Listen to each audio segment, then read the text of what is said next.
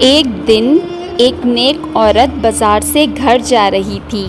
راستے میں اسے ایک چھوٹی سی بلی ملی جو بہت کمزور تھی۔ اس کے جسم پر مٹی لگی ہوئی تھی اور بھوک سے نڈھال تھی۔ عورت کے دل میں رحم آ گیا کیونکہ اس نے نبی کریم صلی اللہ علیہ وآلہ وسلم کی وہ بات یاد کی کہ جو زمین پر رہنے والوں پر رحم کرے گا، آسمان والا اس پر رحم عطا فرمائے گا۔ وہ عورت بلی کو اپنے گھر لے آئی، اسے پانی پلایا، دودھ دیا اور صاف کپڑے میں لپیٹ کر ایک گرم جگہ پر رکھ دیا۔ بلی نے آہستہ آہستہ آنکھیں کھولی اور نرم سی آواز میں میاؤں کیا۔ عورت کے دل میں سکون آ گیا۔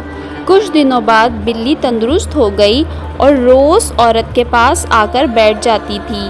ایک دن عورت نے خواب میں دیکھا کہ ایک نورانی چہرے والا فرشتہ کہہ رہا ہے کہ اللہ نے تمہارے اس رحم پر تمہیں بخش دیا کیونکہ تم نے ایک بے زبان پر رحم کیا۔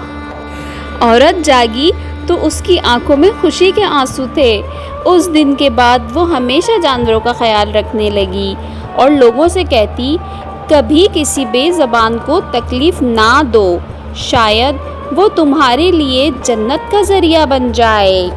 اسلام ہمیں صرف انسانوں سے نہیں بلکہ جانوروں سے بھی محبت اور رحم سکھاتا ہے۔